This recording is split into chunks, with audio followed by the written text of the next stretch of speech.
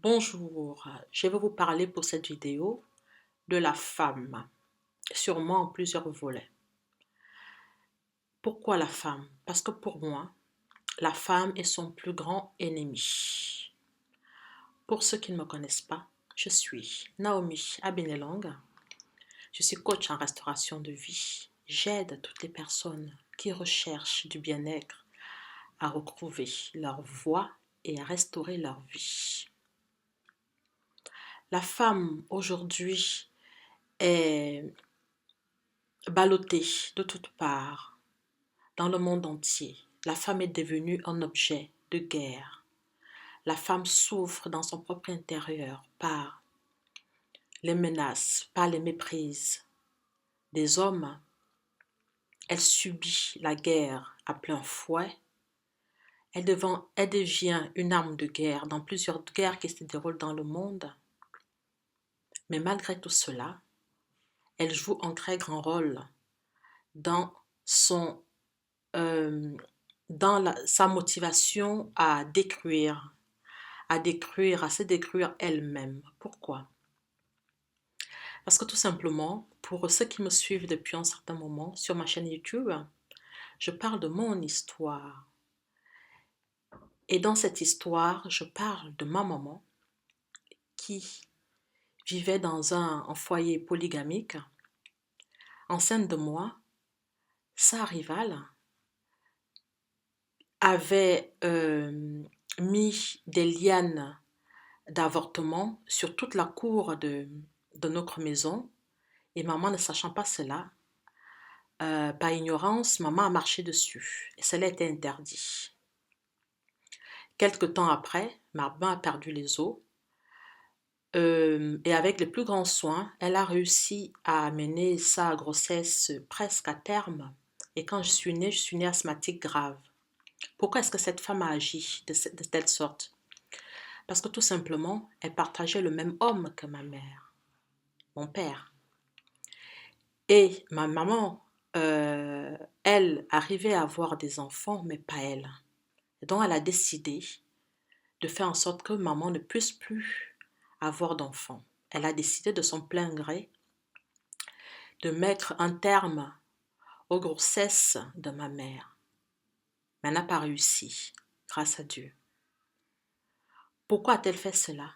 Elle n'arrivait pas à avoir d'enfants. Et du coup, l'acte qu'elle a commis, c'était un acte mécrié. Ma maman m'a confié cela, j'étais adolescente, parce que tout simplement, je lui parlais de cette femme-là, que j'aimais beaucoup, que j'aimais énormément. Parce que pour moi, elle a joué un rôle important dans ma vie. Elle était aussi une véritable mère. Elle m'a vraiment aimée avec amour. Au moment de me marier, j'ai dit à ma maman, je souhaite inviter cette femme à mon mariage. Maman m'a dit, je sais ce qu'elle a fait pour toi, pour tes sœurs et frères, mais tu ne sais pas qui elle est. Maman m'a conté son histoire. Et du coup, cette femme s'est retrouvée finalement sans enfant et papa a fini par la répudier. Elle se retrouvait toute seule, sans rien. J'ai dit à maman, tu vois, tu n'as pas besoin de lui en vouloir. Dieu l'a assez punie et laisse-la partir. Donc, je viens aujourd'hui parler de cette façon d'agir de nous les femmes, de vouloir détruire des vies, des enfants, ou d'autres femmes, ou d'autres hommes. Parce que tout simplement, on se retrouve dans un ménage polygamique.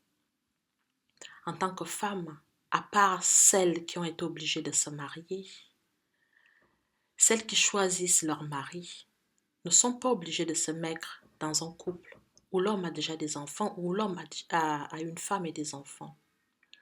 Et quand on décide de le faire, faites-le avec bon cœur.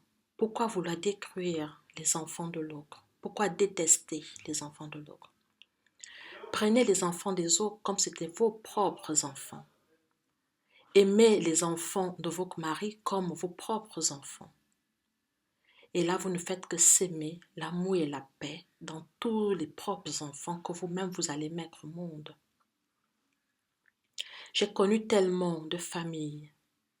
Et quand je parle de famille, j'aime bien prendre l'exemple sur moi-même parce que je sais ce que j'ai vécu. Cette femme qui a été répudiée par papa et qui a voulu ma mort, elle est partie. Elle a eu la punition de Dieu, de l'univers. D'autres femmes que papa a eues n'ont pas fait mieux.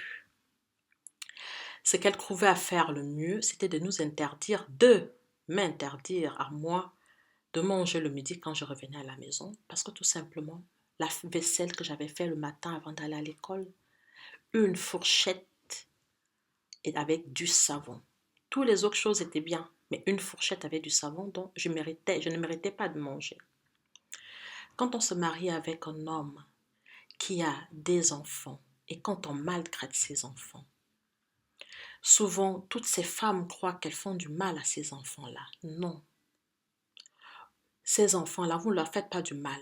Ça devient une histoire de leur vie. Vous faites du mal à vous-même et vous faites du mal à vos propres enfants. Parce que qui sème le mal finit par récolter le mal. Qui sème la joie finit par récolter la joie. Je sais que quand je me suis retrouvée à l'âge de 15 ans, je me suis dit ceci. Si un jour je dois me marier avec un homme qui a des enfants, j'aimerais ces enfants-là de tout mon cœur. Et Dieu m'a fait, en fait, rencontrer des hommes qui avaient des enfants.